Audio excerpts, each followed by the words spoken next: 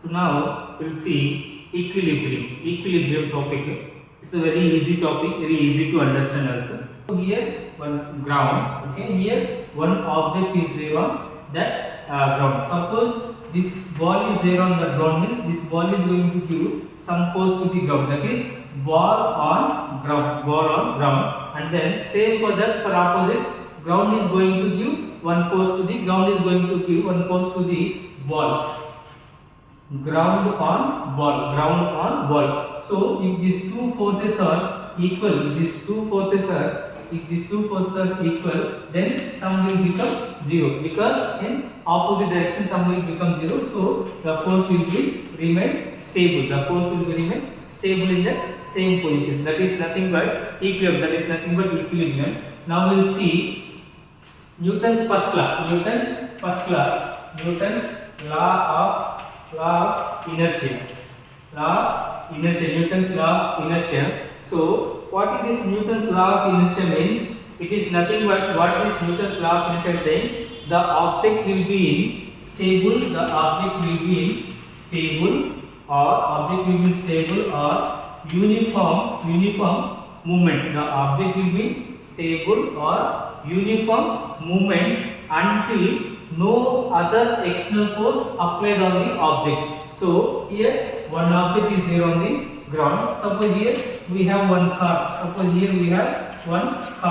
Here one car is there. So it is moving. So these are the two scenarios we will see. So object will be stable or in uniform movement until any other external forces touching those objects. Any external forces touching those objects. So this is Newton's first law. So object will be in equilibrium position, because here we are having two forces. This ball is acting on ground and ground is acting on ball.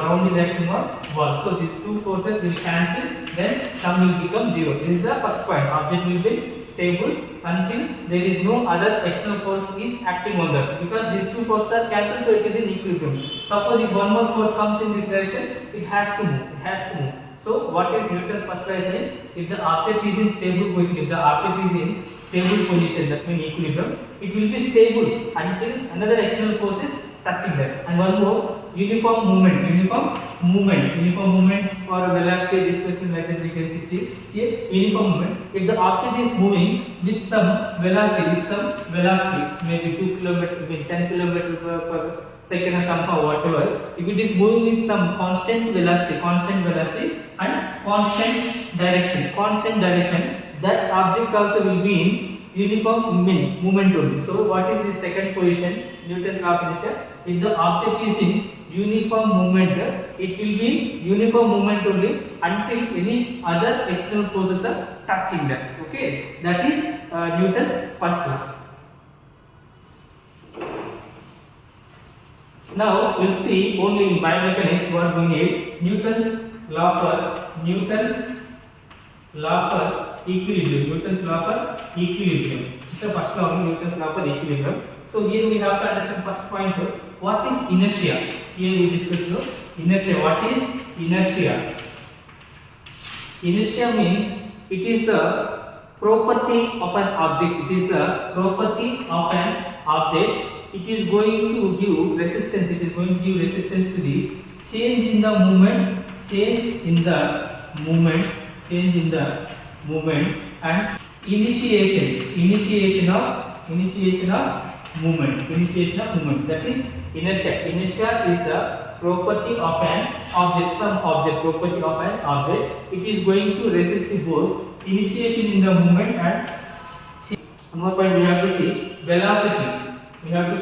velocity. Velocity means it is nothing but velocity means it is a vector. It is nothing but velocity. Velocity is the vector quantity. So here velocity, vector quantity will be having, velocity is having both magnitude and direction. Velocity will be having both magnitude and direction. Magnitude nothing but speed. The speed. So this is velocity. We saw two movements in our body.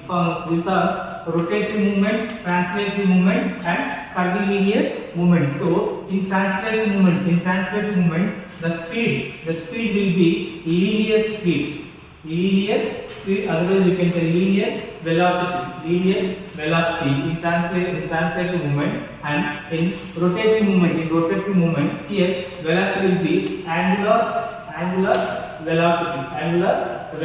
So why we are discussing here, in these two places, we are going to move the segment either linear motion or angular motion. In that time we need the speed, magnitude. So that's why on base of this we will tell in a translated motion the velocity will be linear velocity, and rotating motion velocity will be angular velocity. Now we will see the equilibrium.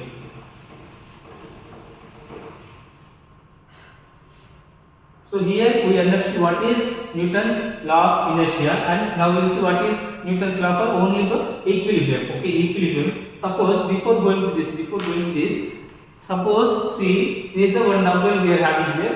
The weight of this dumbbell is 5 kg. Weight of this dumbbell is 5 kg. See, suppose if I take dumbbell, now I am keeping dumbbell in my hand. So 5 kg weight dumbbell is going to give 5 kg weight to my hand. 5 kg mean that much force is giving to my hand. So if I want to do this movement, which muscle has to work? Biceps muscle has to work. Now you see, now we are in this position. So here this object is giving a kind of force on my hand. This object, this is 5 kg weight. This object is giving a kind of force on hand. So here gravity is going to pull my hand. Gravity is this weight of the object means if you keep like this, it will go down. No? So the weight, it is a gravity, so it is acting on this.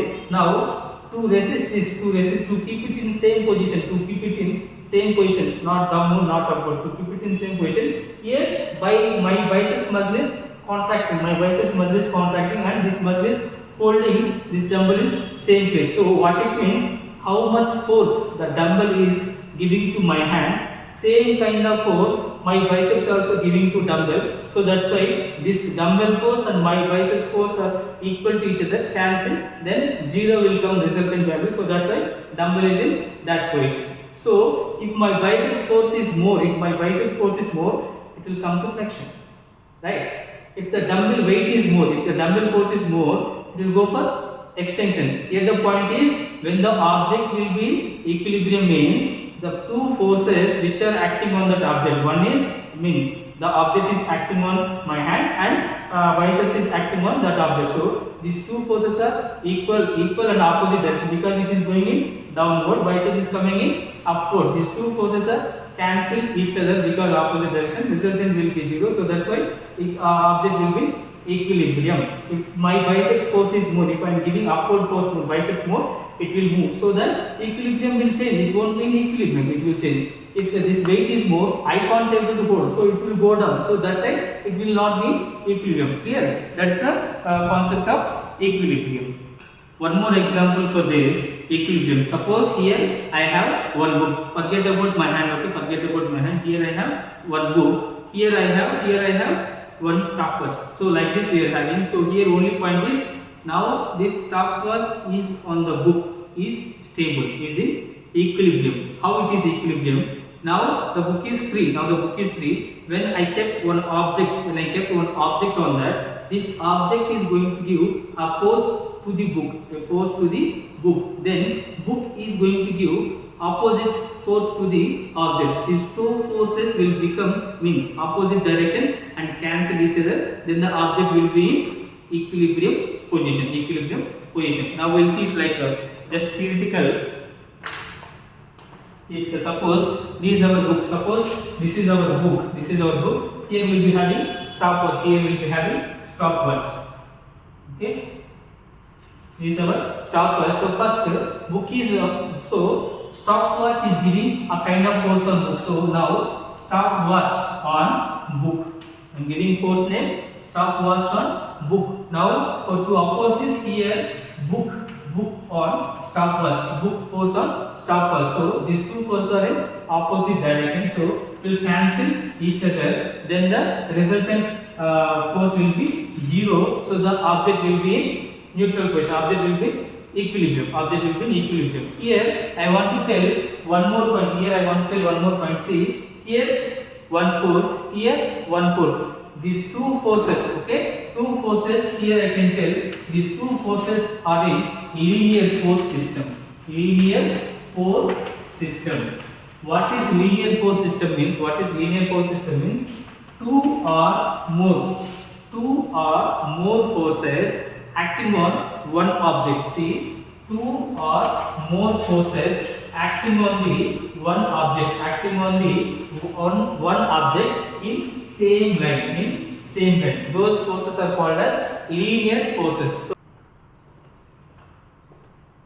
So see this one nice example. So here one patient, one individual is there. He is going to check his weight. He is going to check his weight on weighing machine. Now we will see. So when the person is in anatomical position, this is our anatomical position. When the person is in anatomical position, their COG will be over anterior to the S2 sacral vertebra. Anterior to the S2 sacral vertebra. Here I wrote posterior, but it will be anterior to the S2 sacral vertebra. So the weight, we know what is center of gravity means. It is going to be at the center of the mass of the object. From where this is the COG point. This is the COG point of that person. So if we draw imaginary line, that is nothing but line of gravity. So this is like this. So gravity on person. So this is our first force. So he wanted to measure his weight. So that's why he took nice weighing machine and he stand over there. Okay, he stand over there. So when he stand here, the person is in weighing machine, so that this person feet is going to touch the weighing machine, so that person on scale. What is this? Person on scale with his weight, he is giving a force to the scale, that is person on scale. Now you see the weight, gravity on person and person on scale are same. See, gravity on person and personal scale are equivalent to each other, same, because whatever the force is acting on him by the gravity, same force he is giving on the scale. Now to oppose these two forces you have to consider like one force. To oppose this, because there is no one force in our equilibrium system. How means, suppose here one object is there, one force is acting on that object. If only one force is acting on that object won't be equilibrium, because forces means it is going to have point of application, action line, direction and magnitude. If one force is there, pakka that force will be having direction and magnitude. Direction and magnitude can't be zero and can't be equilibrium until another opposite force is acting on that to make this magnitude into zero. To make this magnitude equals to zero. If only one force magnitude is not zero, it won't be equilibrium. So as per this same, here person on scale, so that to get reaction, scale will react on person, that is scale on person, that is scale on the person. Now you see here, what is this weight machine is going to measure here? Not body weight. The weight machine is going to measure here how much pressure, force the gravity is acting on the body. How much force gravity is acting on the body? That much force person is giving on the scale. So that force is going to measure here. So this is the way. This is the way how we can see equilibrium. Actually, this is for equilibrium example we have seen, but this was nice concept, so that's what research has been. So this way. Now the force which is comes here, that is person on scale. How much force person can keep on scale, that much force will come here. So now the person is in equilibrium. How he is in equilibrium means, when person on scale applied one force, the scale applied opposite and equal force to the person, so that the patient is in equilibrium position. Clear?